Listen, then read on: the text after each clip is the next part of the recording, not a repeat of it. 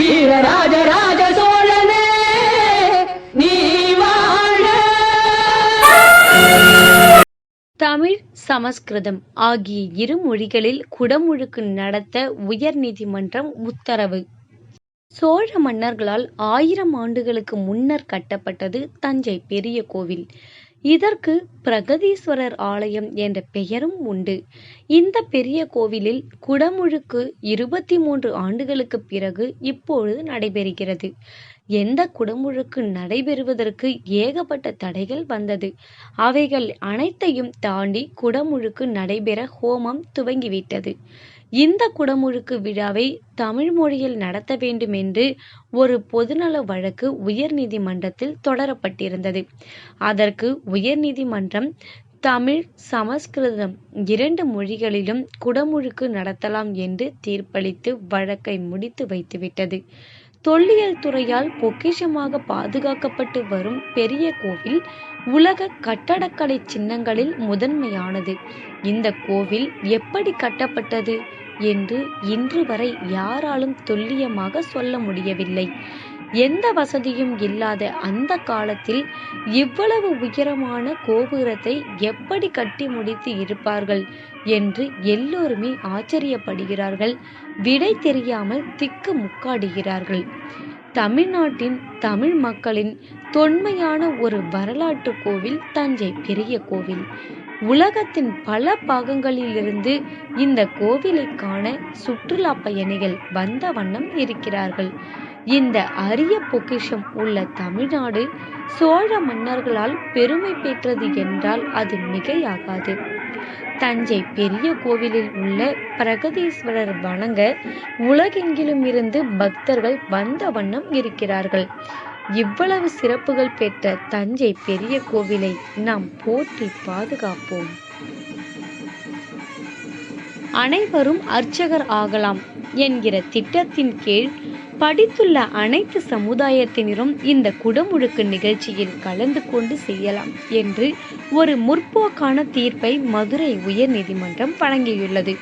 இந்த தீர்ப்பை பெரிய கோவில் நிர்வாகமும் அரசும் கடைபிடித்து அனைவருக்கும் சம நீதி என்கிற அரசின் லட்சியம் காக்கப்பட வேண்டும் என்பதே அனைவரின் விருப்பம்.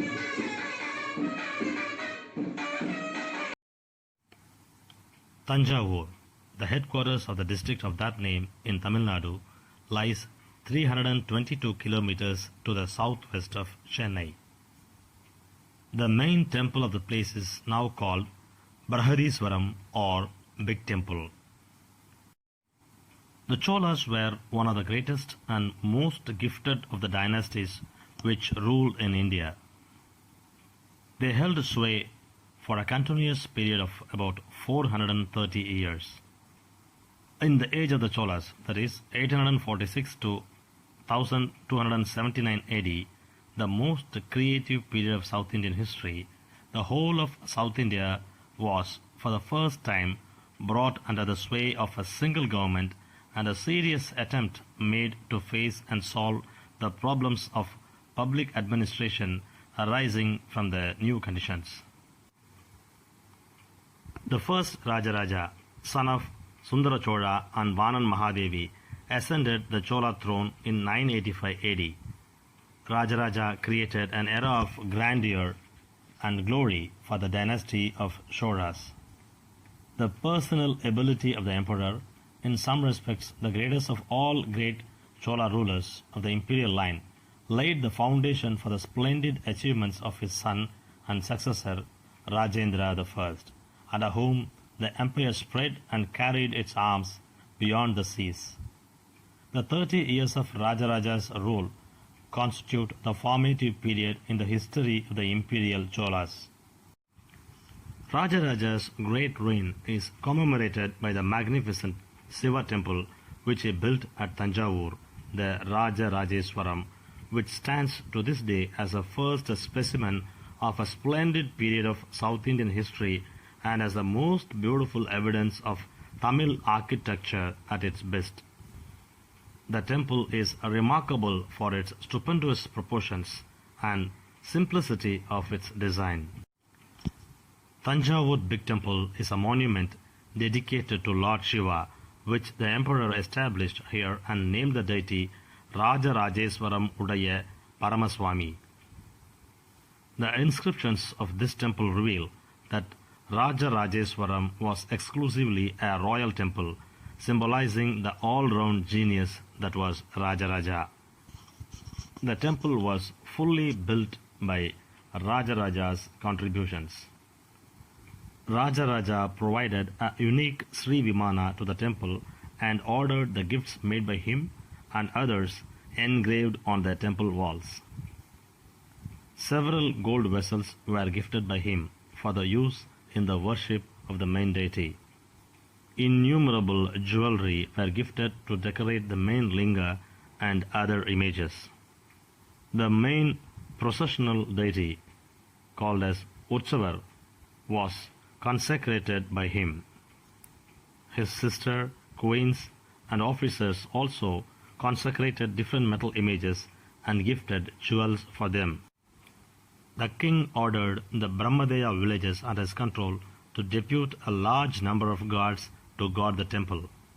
He ordered the villages to select duly qualified and dependable men to serve as accountants, treasurers, and menial servants in the temple. He ordered 50 Thevaram singers to regularly chant the hymns in the temple. He arranged for Sanskrit dramas to be enacted in the temple. The Sanskrit and Tamil musicians were appointed to sing. Rajaraja constituted the main army as legally bound trustees to maintain the services of the main deity. The other processional idol was ordered to be maintained by the second level army. The temple was fully controlled and maintained by the army. A point of great interest is the mention of the royal architect and his assistants, who obviously designed and built the temple. The names recorded are Kunjaramallan என்கிற Rajaraja Perumtachan, Nitta Vinoda Perumtachan, and Kandaraditya Perumtachan. Though the temple was originally named as Rajarajeshwaram by Rajaraja, now it is called Biragadheswar in Sanskrit and Peruvudayar Kovil in Tamil. Biragadheswaram was a later name popularized from the time of Maratha rulers of the 17th to 19th centuries. The main temple consists of a tower called Sri Vimana. Over Sanctum Sanctorum, a big rectangular mantapa with an intervening vestibule called Mukha Mantapa. The Sri Vimana consists of the basement at the ground level, the base, the wall, the roof cornice, the garland miniature shrines, the stories, the neck, the crown, and the finial, that's stupi. According to architectural treatises, basement is introduced in temples to increase the height of the main tower, to add to structural stability, and to make the temple tower majestic. These purposes are magnificently fulfilled by the basement of Biragadheswara temple with a height of 116 feet. The sanctum enshrining the main deity is encased by an inner wall of 11 feet width. Between the inner wall and the outer wall of 13 feet width, there is an intervening passage running all around with a width of 6 feet. The two walls are joined at the top by a series of corbelling. They are provided to support the massive superstructure. The inner sanctum houses a very big Sivalinga rising to a height of 13 feet. The lower half of the Sripita is of 9 pieces with lotus carvings. The famous series of paintings in the Rajarajeshwaram are the fine examples of Chola, Nayak, and Maratha skill in this art. Chola fresco paintings of about 1000 AD and the Nayak's tempera paintings of 17th century are seen on the 4 side walls of the central cell along the circumambulatory passage. In 1930 AD, some remarkable paintings were discovered in the interfacing walls of that hall by the late Professor S.K. Govindaswamy. Trying to preserve both the Chola and Nayak paintings, the Department of Archaeology has done a remarkable conservation of scientifically cleaning the exposed portions, revealing the excellence of the Chola paintings and at the same time retaining intact the upper layer on which the Nayak paintings are drawn.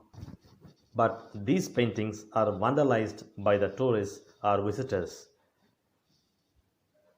They write nonsenses on those beautiful paintings, thus spoiling our heritage. We, the Indians, do not know how to value our heritage and culture and olden things. We tend to scribble graffiti over the beautiful art and cultural treasures.